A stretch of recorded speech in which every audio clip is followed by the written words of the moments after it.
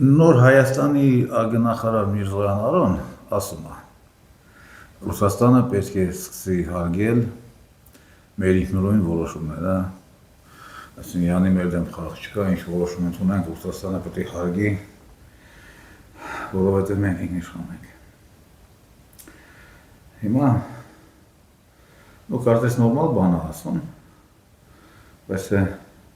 բայց հայերը այդ բանն ասելու իրավունք չունեն, որովհետև սրանց ընդունած յուրաքանչյուր որոշում դա իրեւությամբ հակառուսական է, ուղղված է Ռուսաստանի դեմ։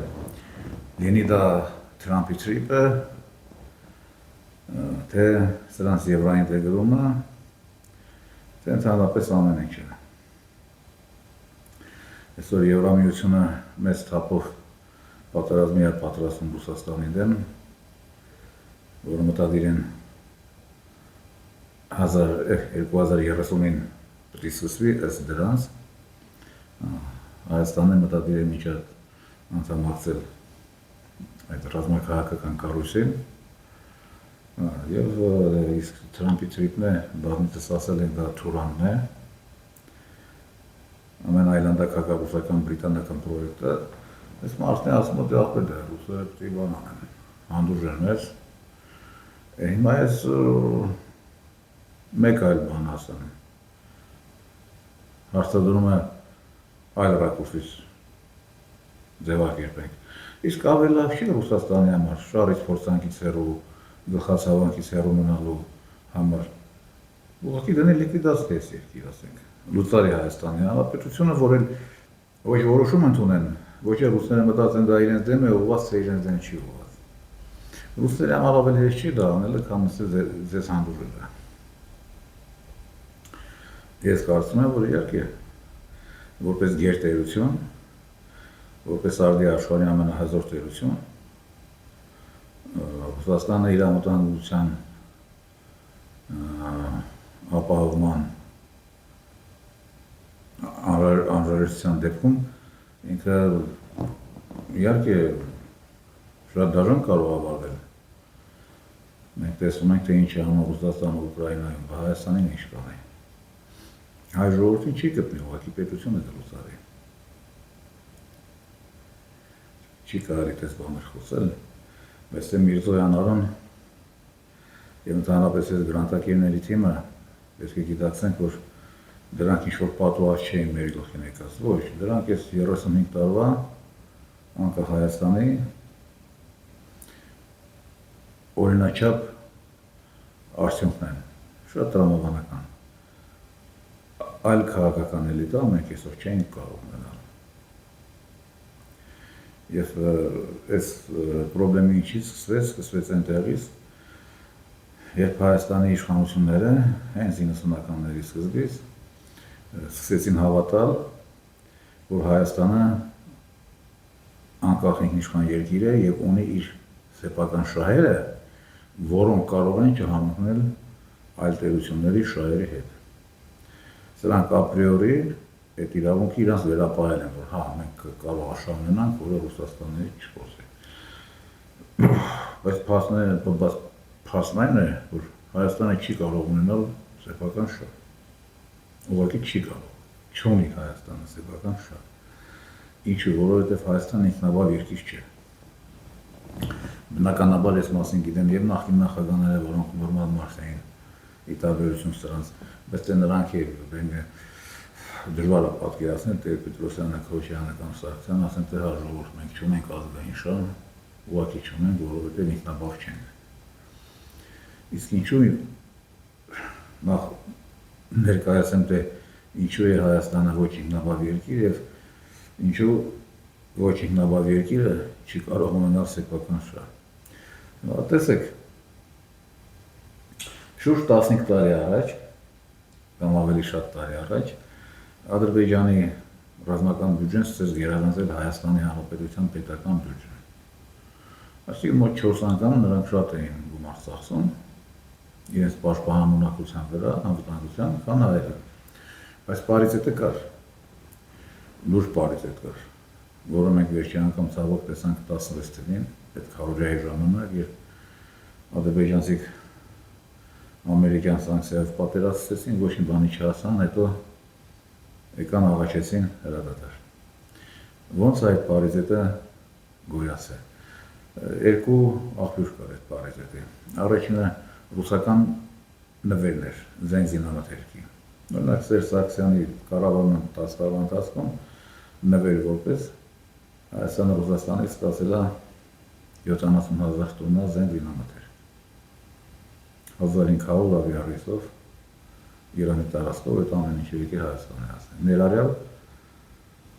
այդ Իսկանդերները, որոնք այս Փաշինյան Նիկոլի 10%-ով են կրակում։ Դա մեկ։ Երկրորդը, ՀԱՊԿ-ի շրջանակներում Հայաստանը ձեռք էր բերում զենք զինամթերք ռուսական ներքին գներով, ինքնարժեքով։ Այսինքն մի արկը այդ 152 մմ-անոց Ռուսաստանում այսօր ինքնարժեքը դրա $500 է, Եվրոպայում 6-ից 8,000 արդեն։ Դե քրոմը թանկացավ էս, հատկապես ուկրաինական պատերազմից հետո շատ բանը թանկացավ, բոլոր այդ հազվադեպ մետաղները, ինչևէ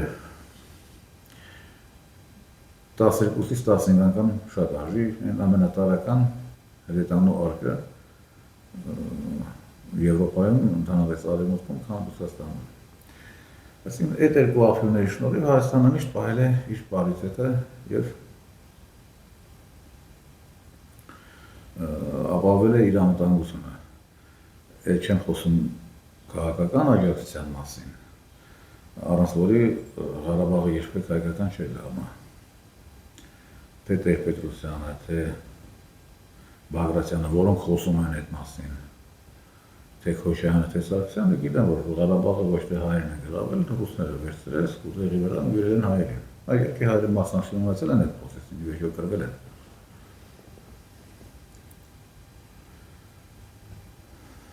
Երկրորդը, այսինքն մենակ ռազմական անվտանգության չապահովումը, ունակ չլինելը ապահովել ռազմական անվտանգությունը, դա արդեն բավարար է, որ պետությունը համարեց ոչ ինքնաբավ։ Երկրորդը, Հայաստանը չի կարող գոյություն ունենալ, Հայաստանի էկոնոմիկան ուղղակի կփլուզվի, ժողովրդին հետը փլատակների տակ կթողնի, եթե Հայաստանը սկսի ապրել, ասենք, միջազգային գներով, էներգակիրներով։ Ուղղակի Հայաստանում բան չի մնա։ Ով է ապահովում Հայաստանին այդ մեծ դիսկաունտը, նույնպես մեկ այլ երկիր, ասենք, տվյալ մեր դեպքում Ռուսաստանը։ Այսինքն Հայաստանի վիճակի չի նաև ապահովել իր էկոնոմիկայի կենսագոյությունը։ Իսկ դերից արդեն բխում է սոցիալական ոլորտը, գիտակերթականը չէ, վերջապես ամեն ինչը կփլուզի Հայաստանը։ Այսինքն Հայաստանը ոչ կարող է ինքնուրույն էկոնոմիկա ունենալ, առանց միլիարդանոց նվերների, չի կարող ինքնուրույն զինված ուժեր ունենալ, սպառազինություններ, առանց լրջագույն արտասահմանյան դոտացիաների, նշանակում է Հայաստանը չունի ինքնաբավության անգամ նշույլ, հետևաբար Հայաստանը չի կարող ունենալ սեփական ազգային շահ, քանի որ իր ֆիզիկական գոյությամբ ինքը պարտավոր է մեկ այլ տերության։ Մեկ այլ տերության է պարտավոր։ Հիմա հələ պատկերացրեք հայերը շատ նման են հրեաներին։ Նրանք այդ հապարաշրջիկ ժողովուրդ, ուղղակի նրանց արտագաղթը սկսվեց 2000 տարի առաջ, ավելի շուտ քան հայերինը։ Նրանք ունեն հսկայական մեծ թուրք, ավելի շատ հրեապում է աշխարհում, քան Իսրայելում։ Այսօր Իսրայելն էլ է ոչ ինքնաբավ երկիր եւ գոյատևում է բացառապես Միացյալ Նահանգների շնորհիվ, բայց շատ դժվար է պատկերացնել, այսինքն չկա Իսրայելում չկա հակաամերիկյան քաղաքական գաղափար։ Ուղղակի չկա։ Չկա նման կուսակցություն, չկա ընդհանրապես նման հոսանքի նշույլ անգամ չկա, որովհետև իսրայելցիները, հրեաները վերջը կամիկաձե ժողովուրդ չեն, նրանք գիտեն, որ գոյություն ունեն միայն այն պատճառով ու պայմանով, որ իրենց հետևում կանգնած են Միացյալ Նահանգները։ Եթե Միացյալ Նահանգները մի բան պատահեց, ինչը շատ հավանական է, Իսրայելը գոյություն չի ունենա։ Իսկ երբ Հենրի Քիսինջերը ամենաիմաստուն մարդկանցից մեկը ամերիկյան քաղաքականության մեջ մի քանի տարի առաջ մահանալուց առաջ ասեց, որ Իսրայելին մնացել է 10 տարվա կյանք։ Նա հենց դա նկատի ուներ։ Իսկ աշխարհի լրջագույն պատմագետ սոցիոլոգներից մեկը, ֆրանսիացի Էմանուել Տոդը, որը 76 թվականին կանխագուշակել էր սովետական միության վախճան 91 թվականին, ոչ որ լուրջ չեն ընդունում 76 թվականին նրա այդ աշխատությունը, նա Ամերիկայի վերջը տեսնում էր 25 թվականին, որ այդ երկիրը կփլուզվի, դες շատ չի անց է 25-ին, թող 26-ին բանալի, մենք կարող ենք հիմա փաստել, որ այդ երկիրը արդեն լուրջ պարակտված է սոցիալական ռասայական ուղի վրա, որ դրան ունի հսկայական ֆինանսական պարտավորություններ, որը այլևս չի կարող կատարել։ Եվ Քիսինջերը երբ խոսում էր Իսրայելի մոտակա մահվան մասին, իհարկե նկատում էր նաև, որ Ամերիկան այլևս հեգեմոն չէ, ու մեծ հասցը Ամերիկան որպես միասնական պետություն կպահպանվի թե չէ, նաև այդ հանգամանքը նկատի ուներ։ Ինչևէ, լինելով ոչ ինքնաբավ երկիր, ապրելով գոյատևելով ուրիշի հաշվին, հրեաներ ենքան խելոք ժողովուրդ են, որ ուղղակի արգելում են իրենց մոտ որևէ հակաամերիկյան դրսևորում, որովհետև դա սպանիչ է իրենց համար։ Հայերը ճիշտ հակառակն են։ Հայերը ոչ թե այս պետությունով են պարտավոր ամերիկացիներին, այլ ընդհանրապես իրենց ֆիզիկական գոյությամբ են պարտավոր ռուսներին։ Թեպետ հայ արևմտականությունը այլ կարծիք ունի, ասենք հայրիկյան-մայրիկյանները լրիվ ուրիշ բան են ասում, Տեր-Պետրոսյանի ժամանակվա դասագրքերում գրվում էր, որ ռուսները մեր հողերը, որոնք չենք ունեցել, կամ որոնք տուն ենք տվել, կիսել են թուրքերի հետ։ Եվ այսօր մենք ունենք հակառուսական իշխանություն, արևմտական իշխանություն, որը սպասարկում է բացառապես արևմուտքի շահերը,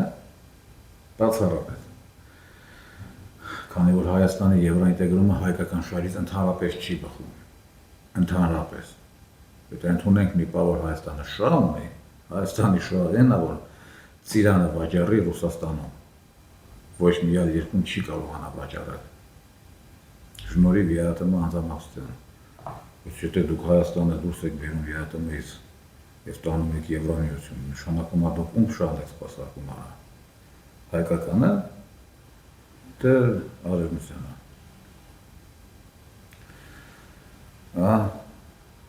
Այս կարգի խայտարակ ժողովրդի հետ գործ ունենք, այս կարգի խայտարակ քաղաքական էլիտայի հետ գործ ունենք։ Եվ դժգոհում ենք, թե ինչի սենց չի, նենց չի։ Լավ, լանսենք առաջ։ Ուրեմն նոր ասեցի, որ շատ լուրջ պատերազմ է սպասվում։ Եվրոպական միլիտարիզացիան արդեն ստարտը տվել է, արդեն ներվերջագունս պատրաստում են։ Պատճառը որն է, եվրոպական գլոբալիստները չեն կարող համակերպել Ռուսաստանի լիարժեք վերականգնանել, այսինքն Ուկրաինայի կորուստը չեն կարող։ Դուք կմեռնեն, բայց այդ բանը չեն հանդուրժի։ Ինչ են անում, դե ասեն, որ մենք ավելի հարուստ ենք, մենք 450 միլիոն ենք, ռուսները 150 միլիոն, միջուկային պատերազմ չենք անի, ռուսներն այն մարդիկ չեն, որ մեզ միջուկային խփեն, կոնվենցիոնալ պատերազմով մենք Ռուսաստանը կտապալենք, անունը կդնենք, թե ռուսներն են մեր վրա հարձակվել։ Մեր այդ նախապատրաստական աշխատանքները այսօր գնում են։ Բայց քանի որ այսօրվա եվրոպական էլիտան խելքով չի փայլում, Միխայել Զելյագինը հանճարեղ բնութագիր է տալիս դրանց, ասում է, որ այսօրվա եվրոպական քաղաքական էլիտան դա Բոլոնյան կրթական համակարգի եւ կոկաինի համատեղ արտադրանք է։ Այսինքն մարդիկ Բոլոնյան այդ համակարգով բթացել են, դպրոցներում համալսարաններում, կոկաինով է ապուշացել են։ Իսկ բութը եւ նաեւ ապուշ է լինում, դա արդեն ստացվում են, ինչ մենք տեսնում ենք այսօր Եվրոպայում։ Նրանք շատ անտեղյակ են պատմությունից, կամ ուշադրություն չեն դարձնում, որ երբ առաջի Եվրամիությունը հարձակվեց Ռուսաստանի վրա, Նապոլեոնի Միացյալ Եվրոպան, առաջինից վերջի եվրոպացի մասնակցում էր այդ պատերազմին։ Առնվազն 20-25 անգամ հարուստ էր Նապոլեոնի գլխավոր հասկացությունը քան ռուսական։ Ավելին, շատ ավելի հետամնաց է Ռուսաստանը բոլոր առումներով։ Օրինակ, ռուսները գրականությունը չունեին 1812-ին։ Ռուս գրականության պատրիարք 13 տարեկան տղա էր Ալեքսանդր Պուշկինը։ Ոչ մի բան չունեին։ Երաժշտություն չունեին։ Միխայիլ Գլինկան, նրանց հայրապետը դասական երաժշտության 9 տարեկան էր, չէ 8։ 1804-ին Գլինկան ծնվեց, Չայկովսկին ընդհանրապես ծնված չէր։ Եվ այդ հետամնաց երկիրը դրեց իրանից մի 25 անգամ հարուստ մի կայսրությանը ուղղակի ջարդեց փշրեց։ Երբ նացիստական Գերմանիան բախտը փորձեց, նրանց համախառն տնտեսական պոտենցիալը շատ գերազանցում էր ռուսականը։ Մենակ Չեխիայի ռազմաարսենալերական համալիրը ինչացես արժեր, որը Հիտլերը կուլ տվեց 38 թվականին։ Ռումինիայի նավթը, Ռումինիայի մետալուրգիան։ Ինչևէ, առելի տնտեսական ռեսուրսներ ուներ Հիտլերը։ Բայց պարզվեց, որ էլի 20 անգամ ավելի աղքատը դրեց փշրեց այդ հսկայական կայսրությունը։ Հիմա սրանք հաշվարկները հետ են։ Եվ իրոք հանճարեն բան է ասում ձերագինը, կոկային պլյուս բոլոնյան համակարգ հավասար է, ստավում էր կալված շոց, այսօրվա այդ դրանց մերսը կիսանասիստ, ըստին ինչի կիսանասիստ, լրիվ նասիստ է։ Մակրոն և այլն, թող բախտերը փորձեն։ Եվ ինչ է անելու Ռուսաստանը այս հակամարտության ընթացքում։ Միակ բանը, որը Պուտինը անելու է և չի կարող չանել, դա պրևենտիվ պատերազմն է։ Այսինքն, կանխելով մեծ պատերազմ, հանուն նրա, որ դու կանխես մի մեծ ահավոր մեծ պատերազմ, դու գնում ես փոքր պատերազմի։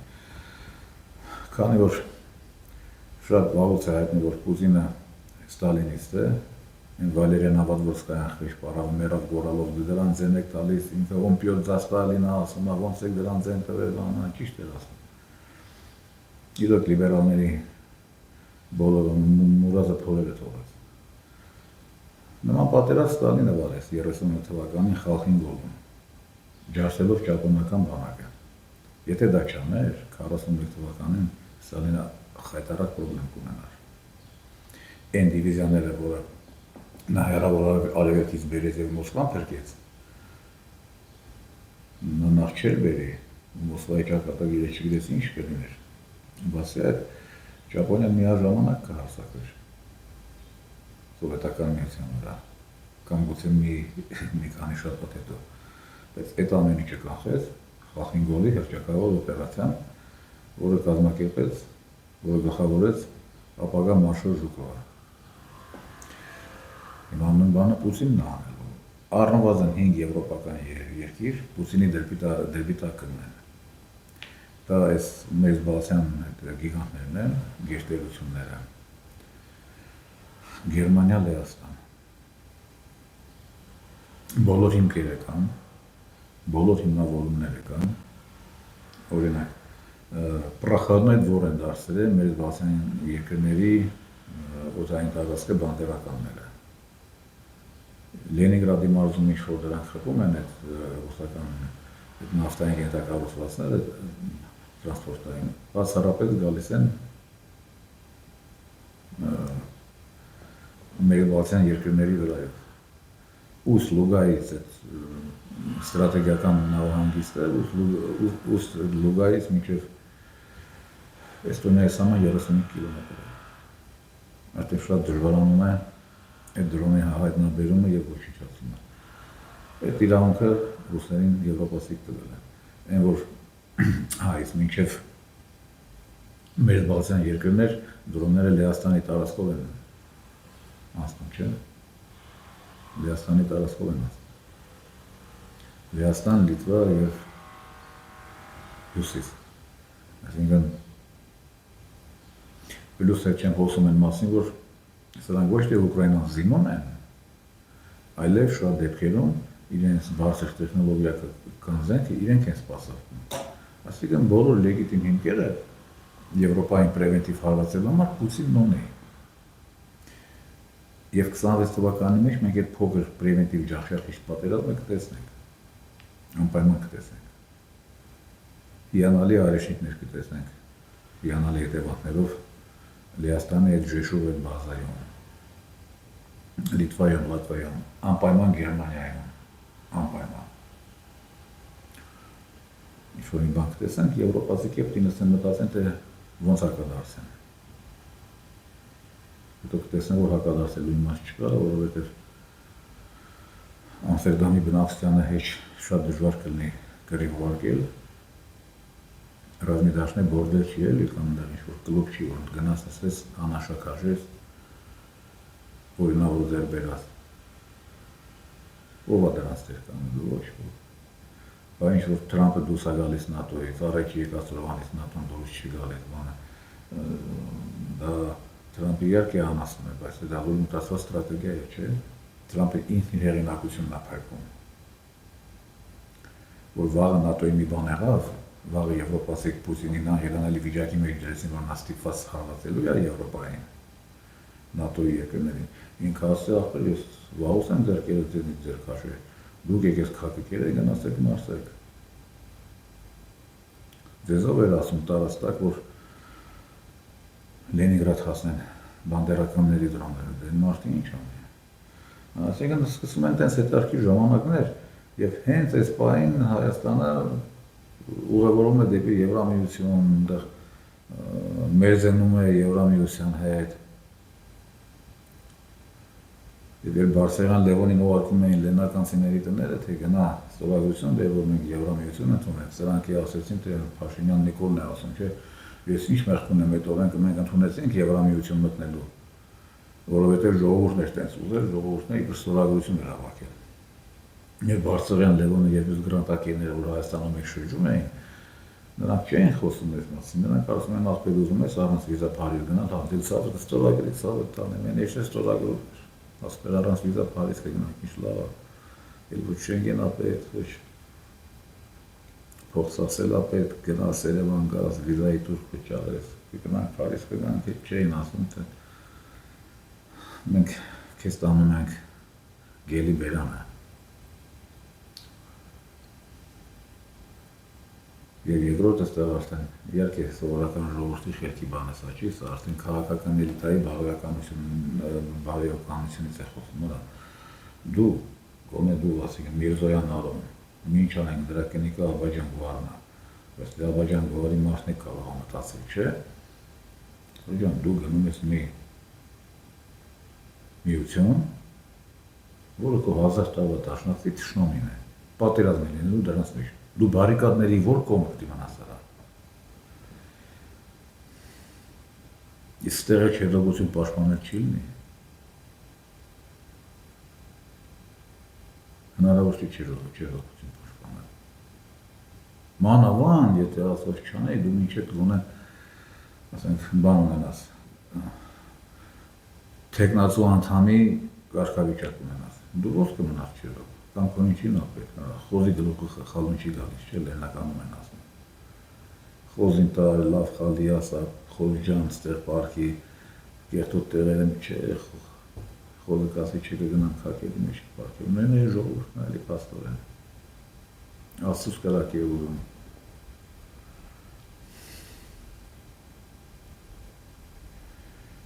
Ինչև հետևենք իրադարձությունների զարգացմանը, մոտորերս պարզ կլինի, սրանց ընդրության արդյունքները արժիվում վեր սահմանարական դատարան կա, տեսնենք դրանք ինչ կորոշեն։ Ես Կարապետյանի տեղն եմ, փորձեմ դրանց կաշառեմ։ Ես դրանք կոչ չեմ անում, դա ամեն բաղթը ես կանե, ես փողում եմ այ, կեգնա ինչ կա մի 5-6 հոգու կարելի է մի 10 միլիոն նվերտալ ասել Ախպեջան։ Իմ ուտած որոշումը կայացել եք, ես քանի որ ես այդ փողը չունեմ, բաբար այդ բանը չեն կարող ես անել, Կարապետյանին է խորհուրդ չեմ տալիս, որովհետև ծանոթ չեմ նրան, կյանքում ես նրան, ինչպես ասում են, ժիվոյ չեմ տեսել, միշտ էկրանների վրա եմ տեսել, նես որ ուսանք ինքը ինված խորհրդին չի հետևի, Փաշինյան Նիկոլի Սահմանադրական դատարանը չի կաշառի, եւ սպասենք նաեւ Ռուսաստանի պաշտոնական ռեակցիային դրանց կազմակերպված այս խայտարակ ընտրություններին, որից հետո շատ բան կպարզվի։ Մի բան էլ Փաշինյան Նիկոլի 3 օրվա եթերում Facebook-յան վերջնականապես իր մտադրությունների մասին պատրեց իր դիմակը, ասեց, որ այսօրվանից մեր օրակարգը հետևյալն է, այդ եռագլուխ կուսակցության ուներզրկումը, ասում է դրանք հազին պիտի կակա ասեն, ասին Սամվել Կարապետյանը, Ծառուկյանը պիտի հազին կակա ասեն, որ հետո նոր մտածեն ընտրակաշառք բաժանելը ինչ է, ախր գիտեք, անբարոյականությունն է պիտի սահմանվի, բայց իրականում չունի, այդ աղա դու շուխոր ես գցել, ընտրակաշառքին բա հարյուրներով մարդ ես փակել, արա մի հատ դեպք կա, ցույց տուր, եթերով ցույց տուր, մարդիկ տեսնեն, որ հա, ինչ որ Կարապետյանը մեկին փողը տվել է, Կարապետյանի փողը ինչ որ մեկը տարե փորձել է բաժանել, ինչ որ հեռախոսագաղտնալուծումների հիման վրա ինչ որ կսկտուր, ինչ որ արհեստական կասկածներ են սարքել, արհեստական հիմնավորումներ, փորձում են ինչ որ մարդկանց փակեն կամ բան, մի քիչ անոթ ունեցեք։ Այդ 800-ը 1000 հոգի փակել ես։ Դա գոնե մեկը չկա, ցույց տաս մարդիկ իրանց աչքով տեսան։ Մի հատ լիարժեք ընտրակաշառք բաժանելու դեպք չկա, մի հատը ցույց տուր էլի։ Են որ ունեզրկել ես ուզում դրանց, դա այլ հարց է, ունեզրկի, հատկապես Ծառուկյանին հասնում է ունեզրկել է։ Հասնում է, բոլոր հեղափոխականներին է հասել։ Դա Անտոնի Ռոբեսպիերի պես տեղերի գլուխ կորցրեցին։ Ես հատող ունեցված կորցնի, ոչինչ։ Հեղափոխությունը տեղ բան է։ Մասնակցելուց առաջ է պետք մտածել։ Դանդոնին ու Ռոբեսպիերին իրենց խելքով սրա չես այմատել, էլի։ Նրանց ուղեղի մեջ, նրանց գանգատուտի մեջ իրոք ուղեղ եղել է։ Ժան-Ժակ Ռուսոյի աշակերտներն են եղել, նրա գործերն են սովորել անգիրավել, շատ էլ ինչին են անգրանալակություն, նրանք գրագետ կրթված մարդիկ էին, բայց գլխատվեցին բոլորը։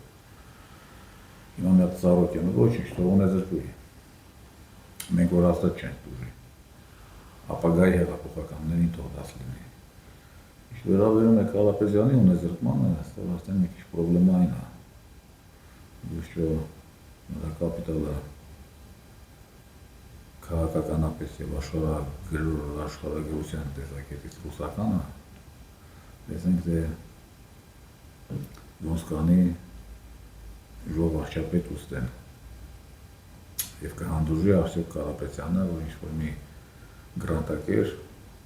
թերթի խմբագիր, նրան ունեզրկի։ Ինչևէ, առայժմ այսքանը բաժանորդագրվեք իմ տելեգրամյան և յութուբյան ալիքներին, լավ մնացեք, կհանդիպենք շատ շուտով։